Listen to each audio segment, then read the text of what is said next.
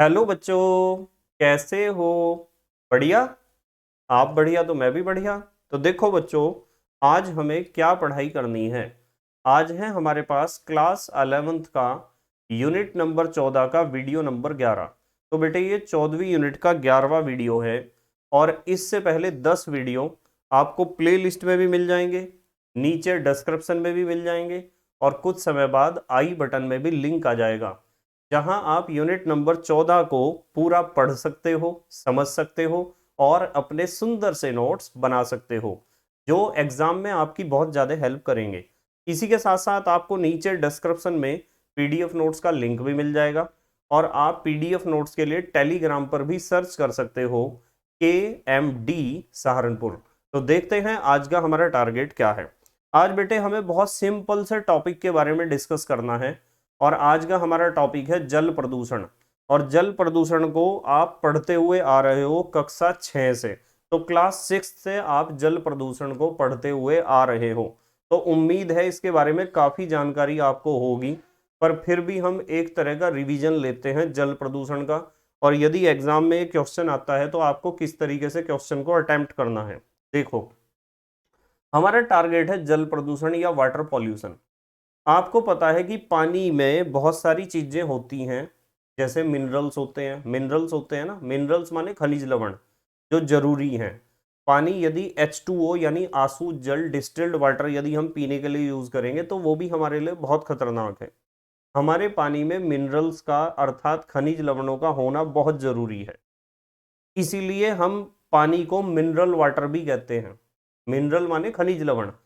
पर यदि पानी में कुछ चीजें ऐसी मिली हुई हों या घुली हुई हों, या पानी में कुछ पदार्थ ऐसे आ जाएं जो हानिकारक हों, तो फिर हम कहेंगे कि अब वो शुद्ध जल नहीं है, वो पानी शुद्ध नहीं है, और वो प्रदूषित हो चुका है। और प्रदूषित हो चुका है तो पानी में या जल में प्रदूषण यदि होगा तो इसे आप कहोगे जल प्रदूषण या वाटर पॉल्यूशन। तो यहाँ लिखा हुआ है अवांछित पदार्थों के, अवांछित किसे कहते हैं? जिनकी आवश्यकता नहीं है। अवांछित पदार्थों के जल में उपस्थित होने से जल के भौतिक, रासायनिक तथा जैविक गुणों में होने वाला हानिकारक परिवर्तन जल प्रदूषण कहलाता है। यह परिभाषा आपको लिखनी है जल प्रदूषण की। अब देखते हैं कि जल प्रदूषण के कारण क्या हैं। इसके कारण क्या क्या हैं उन्हें देखते हैं। कारण में सबसे पहले है रोगजनक। रोगजनक का मतलब बीमारी पैदा करने वाले छोटे छोटे जीव। रोगजनक में मुख्य रूप से आते हैं घरेलू अपशिष्ट व पशुओं के मलमूत्र से उत्पन्न जीवाणु व सूक्ष्म जीव। जो घर में से अपशिष्ट माने कूड़ा करकट निकलता है, ठीक है, गंदा पानी निकलता है, और पशुओं के मलमूत्र जो हम नालियों में जाते हैं, नालियों से फिर बड़े नालों में जाएंगे, फिर वे नदियों में, नहरों में जाएंगे, तो उनमें बहुत सारे जीवाणु होते हैं। जीवाणु माने बैक्टीरिया। और बहुत सारे छोटे छोटे जीव होते हैं जिन्हें आप कह सकते हो कि वे रोगाणु हैं या रोगजनक हैं। तो यदि वे जीवाणु और ये सूक्ष्म जीव रोगाणु मिल जाएंगे नदियों के पानी में, तो नदियों का पानी कैसा हो जाएगा? दूषित हो जाएगा, और जो एक जल प्रदूषण का एक बहुत बड़ा कारण है। तो घरेलू अपशिष्ट की और पशुओं के मलमूत्र की हमें ऐसी व्यवस्था करनी चाहिए कि वो गंदा पानी नालियों से, नालों से नदियों में ना जाए। ठीक है। नंबर 2, दूसरा है कार्बनिक अपशिष्ट या ऑर्गेनिक वेस्टेज। कार्बनिक अपशिष्ट क्या होते हैं?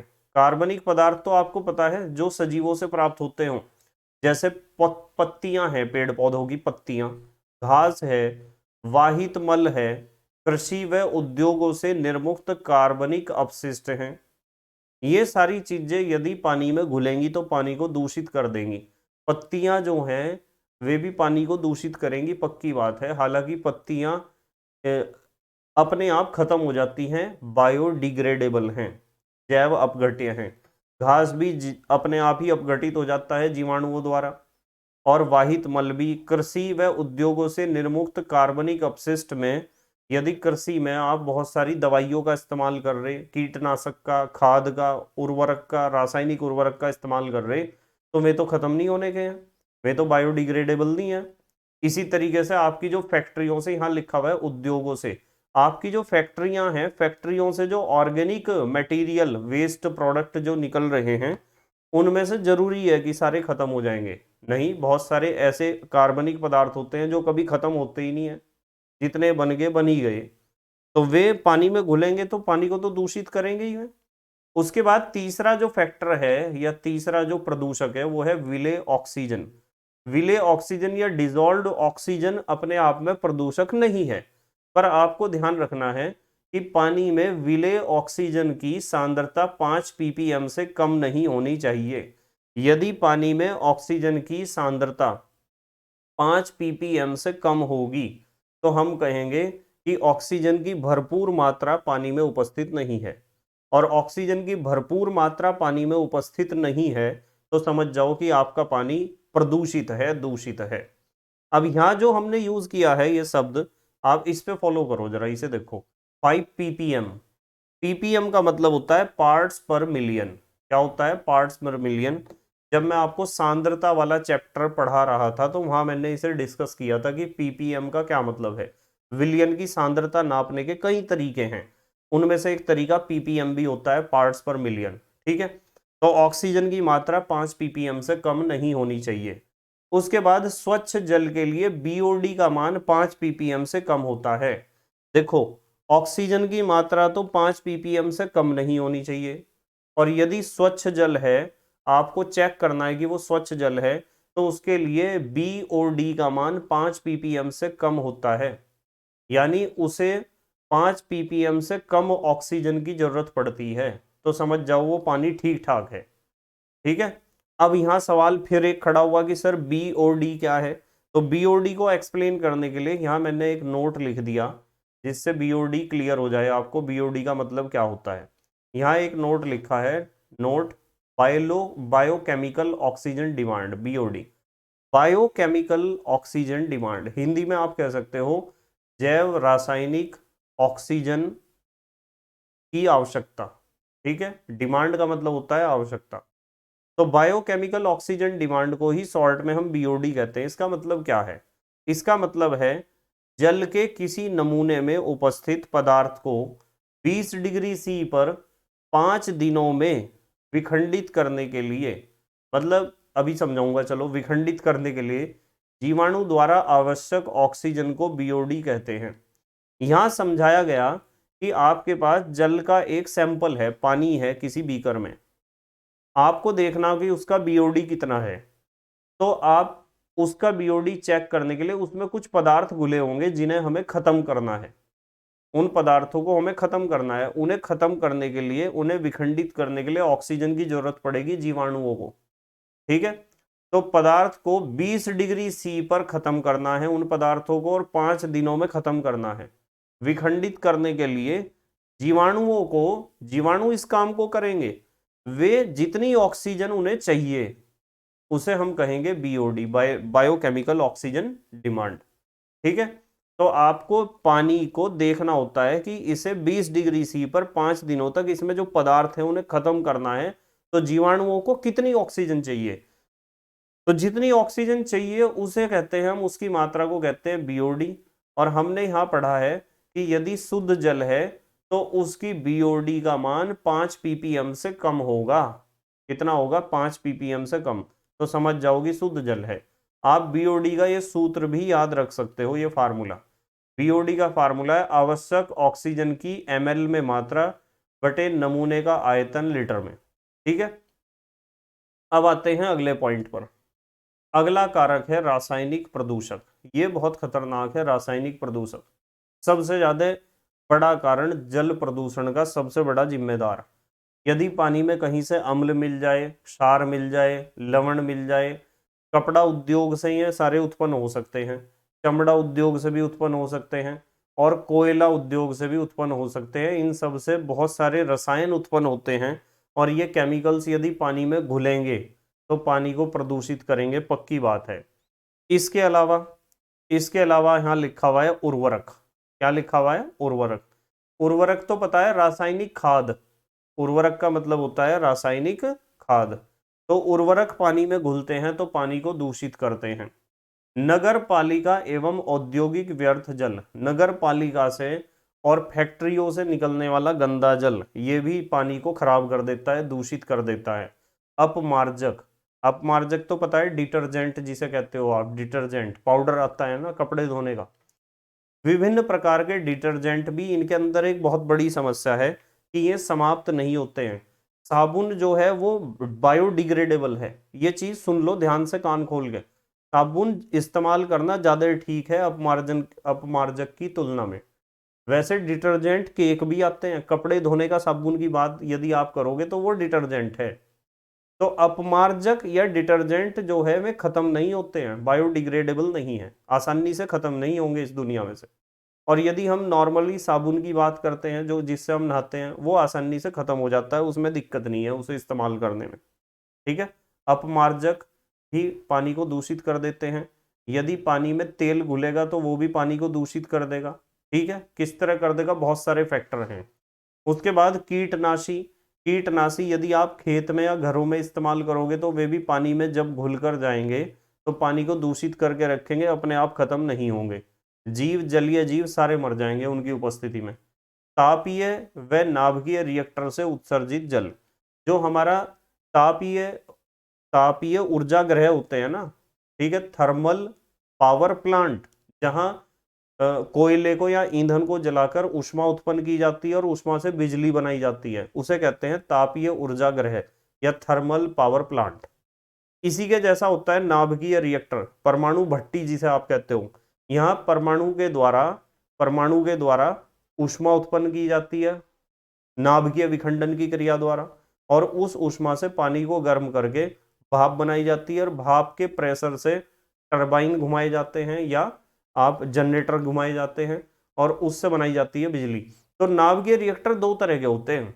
नाभिकीय रिएक्टर एक तो ऐसे होते हैं जिनका काम सिर्फ बिजली बनाना है, और एक नाभिकीय रिएक्टर ऐसे होते हैं जिनका काम है एक रेडियो एक्टिव पदार्थ को दूसरे रेडियो एक्टिव पदार्थ में बदलना। इस तरह के भी होते हैं नाभिकीय रिएक्टर। तो दोनों जगह से ही जो पानी निकलता है, जो पानी वहां से निकलता है वो भी जल को प्रदूषित कर देता है। ठीक है, अब हम बात करेंगे जल प्रदूषण की रोकथाम के उपाय। क्या क्या उपाय हैं? नंबर 1, औद्योगिक अपशिष्ट पदार्थों को जल में डालने से पहले उपचारित करना।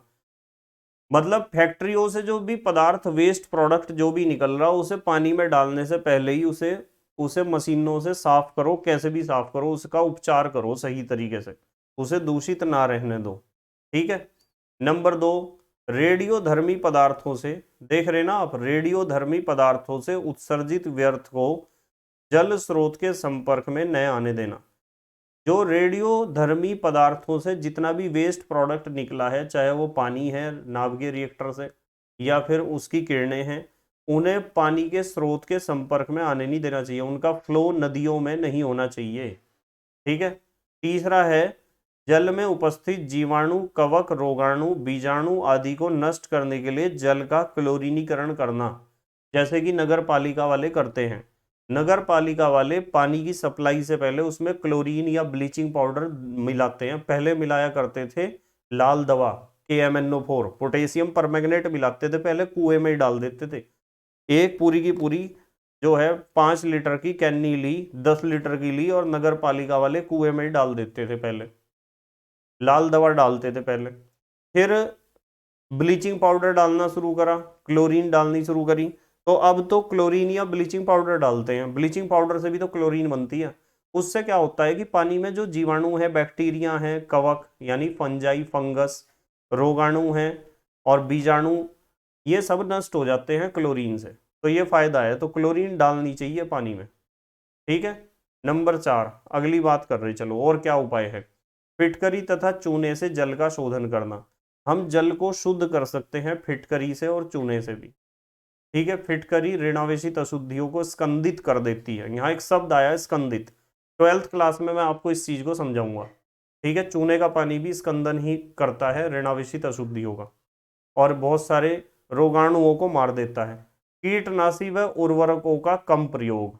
हमें अपने खेतों में कीटनाशी और उर्वरकों का कम से कम प्रयोग करना चाहिए। उर्वरक का मतलब होता है रासायनिक खाद। ठीक है। पर हमें एकदम से बंद नहीं करना चाहिए। इस बात को सुन लो कान खोल के। यदि आप इन कीटनाशी और उर्वरकों को एकदम से बंद कर दोगे तो आपका प्रोडक्शन 50% तक डाउन हो जाएगा। और 50% तक यदि मान लो, जैसे कि श्रीलंका में हुआ, श्रीलंका में गवर्नमेंट ने एकदम आदेश निकाल दिया था। उन्होंने कहा था कि कोई भी इस कीटनाशी का प्रयोग नहीं करेगा और कोई भी उर्वरक का प्रयोग नहीं करेगा। तो कीटनाशी और उर्वरक के प्रयोग को एकदम से बंद कर दिया गया, जिससे श्रीलंका में अनाज का प्रोडक्शन, मुख्य रूप से चावल होता था वहां, उसका प्रोडक्शन 50% तक घट गया। और खाने वाले उतने ही है, बढ़ ही रहे खाने वाले तो, और प्रोडक्शन घट गया एकदम। उससे वहां अनाज की, खाने की भी कमी आई। इसीलिए तो श्रीलंका की हालत ऐसी हुई। समझ रहे ना आप? तो मतलब कहने की बात यह है कि कीटनाशी और उर्वरकों को धीरे धीरे बंद करना चाहिए इस्तेमाल करना। इसके दूसरे ऑप्शन, जो आपका जैविक खाद है, उसका प्रयोग करना सीखना चाहिए। यदि आप एकदम जो केमिकल फर्टिलाइजर है, उर्वरक, इन्हें एकदम प्रयोग करना बंद कर दोगे ना, तो आपका प्रोडक्शन बहुत घट जाएगा एकदम। ठीक है, एकदम से बंद नहीं करना, इनका कम प्रयोग करना, धीरे धीरे बंद करना है इन्हें इस्तेमाल करना। समझना कि इसके ऑप्शन और क्या हैं। ठीक है, उसके बाद बात करते हैं उष्मीय प्रदूषकों को जल में न मिलाना। जितने भी ऐसे प्रदूषक हैं जो जल में मिलने से ऊष्मा उत्पन्न करते हैं, उन्हें पानी में नहीं मिलाना चाहिए, क्योंकि पानी में उपस्थित जीवों को हीट, ऊष्मा बढ़ेगी, पानी में ताप बढ़ेगा तो वे जीव तो खत्म हो जाएंगे। तो ताप का बढ़ना भी जरूरत से ज्यादा एक जल प्रदूषण ही है। डीडीटी जैसे विषैले पदार्थों पर रोक लगनी चाहिए, क्योंकि डीडीटी जितना उत्पन्न हो जाता है वो कभी खत्म नहीं होता, उतना ही रहेगा हमेशा। ठीक ठीक है, डीडीटी। उसके बाद व्यर्थ जल व मल को उपचारित करना। जो हमारा घरों से या फैक्ट्रियों से गंदा पानी निकलता है या मल निकलता है, सीवरेज वाटर, उसे हमें मशीनों से साफ करना चाहिए, उसका उपचार करना चाहिए और फिर उसे आगे भेजना चाहिए नदियों में, नालों में। ठीक है, यदि आप डायरेक्ट उसे फ्लो कर दोगे, वो नालियों से कहाँ जाएगा? नालियों से नालों में जाएगा, नालों से फिर नदियों में जाएगा, और नदियों को सारे को दूषित कर देगा, नदी के पानी को, और नदियों से समुद्र में जाएगा, वहां भी प्रदूषण हो जाएगा। तो हर जगह प्रदूषण हो जाएगा ना। तो इन चीजों से हमें बचना चाहिए। हमारी प्रकृति जो है वो जैसी है उसे वैसी ही बना के रखोगे तो प्रकृति हमारे ऊपर ज्यादा हमें आशीर्वाद देगी। और यदि हम प्रकृति का रूप बिगाड़ेंगे ना, तो प्रकृति हमारा रूप बिगाड़ेगी, पक्की बात है। ठीक है, ये तो नेचर का रूल है, टिट फॉर टैट, जैसे को तैसा। यदि हम प्रकृति को बिगाड़ रहे हैं तो प्रकृति हमें बिगाड़ेगी, पक्की बात है। ठीक है, तो बस इस वीडियो में तो इतना ही डिस्कस करेंगे, और ये जो हमारा यूनिट है बहुत जल्दी खत्म हो जाएगा। बहुत कम वीडियोज इसमें बनेंगे, छोटे छोटे टॉपिक हैं। बस मेहनत और ईमानदारी से पढ़ाई करते रहो और अपने हैंड रिटन नोट्स बनाते रहो। तो thank you very much for watching this video. Okay, bye.